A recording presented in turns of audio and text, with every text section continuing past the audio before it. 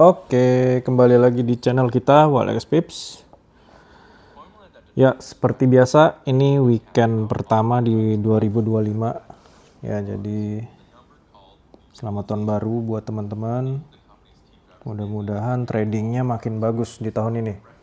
Oke, sebelum kita masuk ke chart, seperti biasa kita disclaimer dulu ya, semua isi video yang disajikan hanya untuk edukasi dan informasi. Tidak ada ajakan untuk buy atau sell. Channel ini tidak membuka copy trade, titip dana, dan sejenisnya. Jadi awas penipuan. Dan kita pun juga nggak pernah untuk ngechat duluan atau nanya-nanya duluan, itu kita nggak pernah. Oke, dan yang terakhir, kegiatan trading memiliki resiko yang sangat tinggi kalau tidak ada ilmunya. Oke, sebelum ke ini apa Euro USD yang ada di depan mata kita ini, kita cek dulu news di 1 minggu ke depan ya. Ini berdasarkan catatan saya, kita punya news itu di Selasa ya. Di Selasa itu ada ISM Service PMI, lalu di hari Rabunya ada unemployment claim. Saya nggak tahu nih unemployment claims-nya kenapa mundur, biasanya Kamis ini ke hari Rabu. Ya, terus di Kamis dini hari ada FOMC meeting, dan Jumat penting ini ada NFP sama unemployment rate.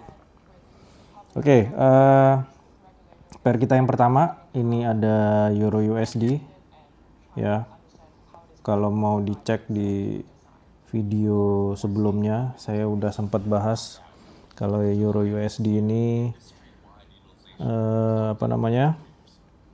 tren besarnya turun ya. Jadi ini terbukti kemarin di setelah tahun baru. Sebentar, ini hari Senin, Selasa, Rabu market tutup kayaknya ya.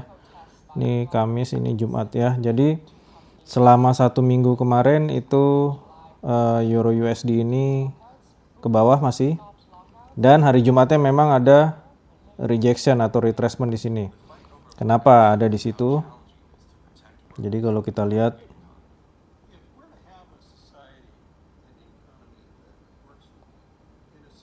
di time frame yang sama tapi kita jauh ke kiri ya. Jadi kalau kita lihat itu kita punya SNR di area sini ya.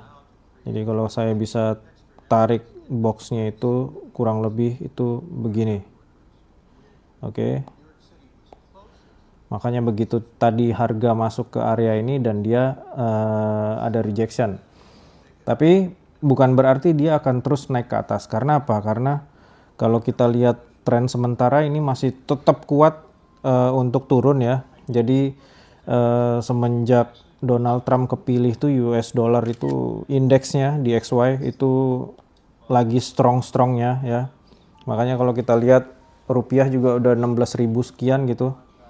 Saya minggu lalu WD itu malah ada satu exchanger itu yang kasih rate malah 16.400 gitu. Kenyang, itu plus minus lah ya, itu salah satu kelebihan buat kita yang dapat duitnya dari dolar gitu. Oke, ini kalau kita lihat ya, tadi box yang di sebelah kiri tadi tuh ya, ini dia memang di sini kurang lebih ya. Kurang lebih di sini. Terus kita lihat ini apakah dia akan terus ke atas, Bang? Oh, belum tentu, Bang. Jadi kalau saya lihat kita punya satu zone SNR di sini. Ya. Jadi mungkin kalau memang dia mau terus ke atas, dia harus break dulu area ini dengan tujuan terdekat itu ada di sini. Kenapa di situ? Ya, di sini ada pernah history ya. Tapi begitu juga sebaliknya, kalau memang dia terus mau ke bawah ya zone ini harus ditembus dulu gitu. Tapi yang harus kita ingat tren besarnya tetap, Bang, tren besarnya. Jadi tadi kalau kita lihat catatan news kita itu hari Selasa, Rabu, Jumat, Kamisnya dini hari ya, cuman ada FOMC meeting doang itu. Lumayan high impact semua itu ya. Walaupun minggu depannya lagi ada CPI dan PPI gitu. Tapi yang jelas NFP ini ya lumayan nanti akan menggerakkan market gitu. Jadi kita tunggu gimana nanti hasil dari news. Oke.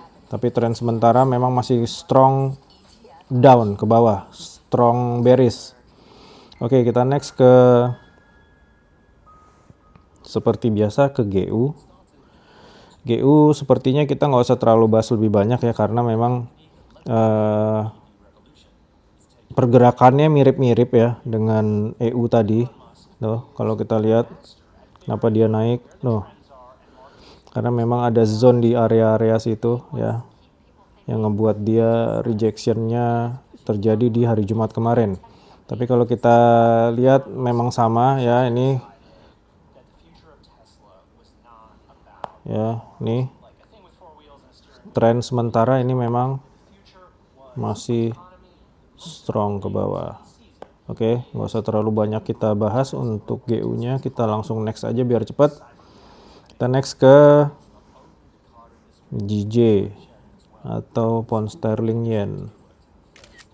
Oke, ini beberapa bulan terakhir ya, mungkin teman-teman yang trading di sini gitu ya, kalau dulu itu kan pound sterling yen ini bisa kita bilang ini lawanannya arahnya gold gitu kan.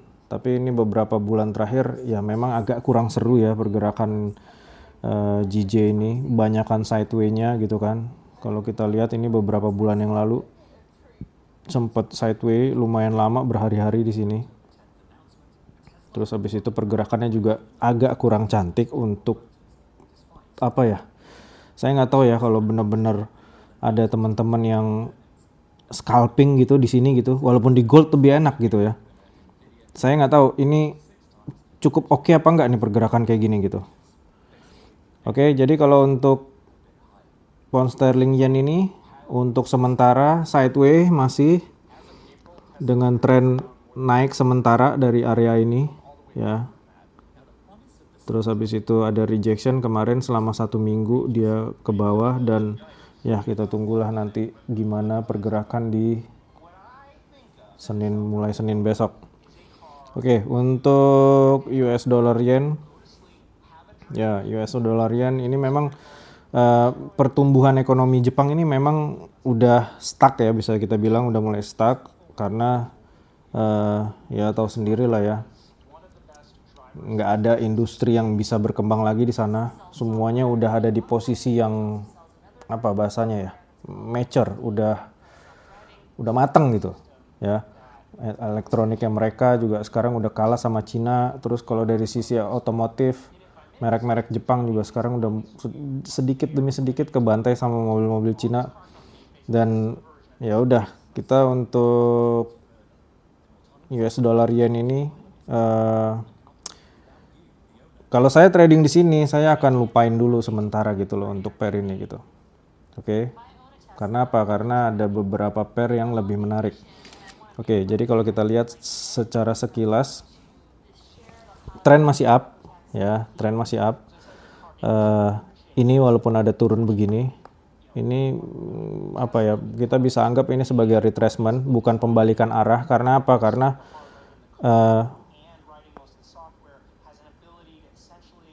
dia terus naik ya.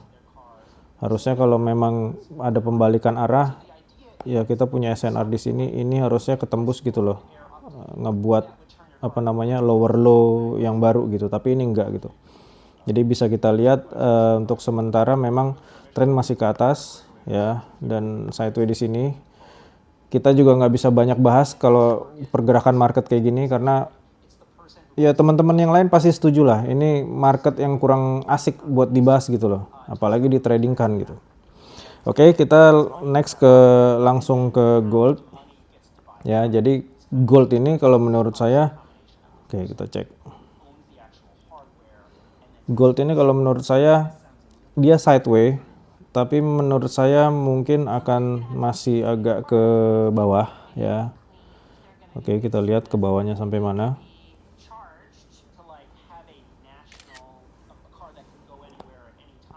Oke, kita punya satu zone itu di sini yang pertama.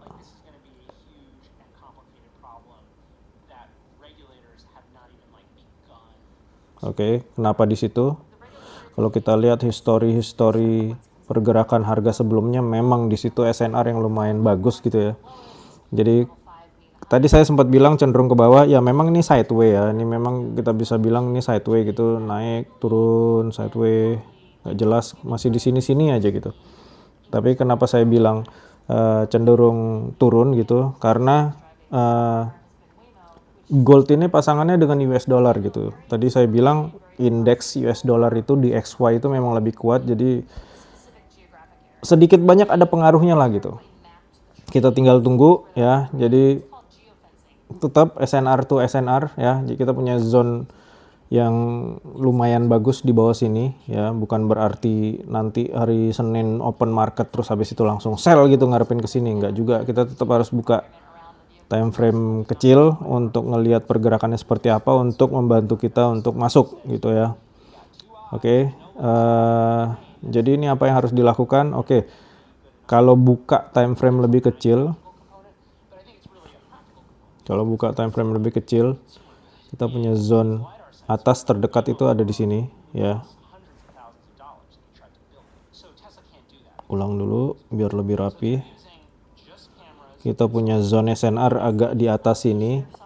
Jadi mungkin besok Senin kalau based on sesi US ya nggak jauh-jauh dari dua box ini gitu ya. Tapi memang kalau sesi Asia juga kadang-kadang suka susah ditebak gitu. Kadang-kadang masih sesi Asia gitu kan, orang-orang di Amerika masih pada tidur nih. Oh, orang-orang Asianya udah ngegerakin lumayan gitu.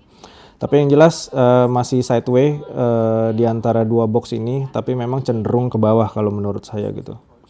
Oke, sementara ini video kita, sekalian pengumuman, admin kita masih belum aktif ya. Kemarin habis ada kegiatan di luar kota, liburan dia dan agak kurang sehat dan dia minta izin untuk belum buka dulu chattingan di Telegram itu. Tapi tenang aja bang, nggak usah buru-buru, santai aja, nanti pelan-pelan dia akan muncul lagi. Oke, jadi untuk teman-teman yang belum join di komunitas kita itu ada di deskripsi nanti link Telegramnya ya. Untuk VIP-VIP-an kita memang belum fokus dulu di situ. Jadi kita justru fokusnya ke teman-teman yang mau buat VIP sendiri gitu loh. Itu kita pandu dari A sampai Z di situ. Oke, jadi untuk trading ini bukan sesuatu yang gerabak gerubuk harus buru-buru ya. Semuanya santai-santai aja, slow-slow. Bukan berarti kayak dikejar-kejar setan gitu loh, harus kayak contoh mau masuk VIP, admin telat balas dikit udah ngamuk-ngamuk gitu loh, kayak seolah-olah akan ketinggalan pesawat atau ketinggalan kereta. Enggak bang, santai, slow. Oke, jadi dari situ sebenarnya kita tahu karakter diri kita itu seperti apa. Ingat, trading ini kesalahan terbesarnya cuman dari diri kita. Apa itu? Nggak sabar. Oke, semangat, semangat.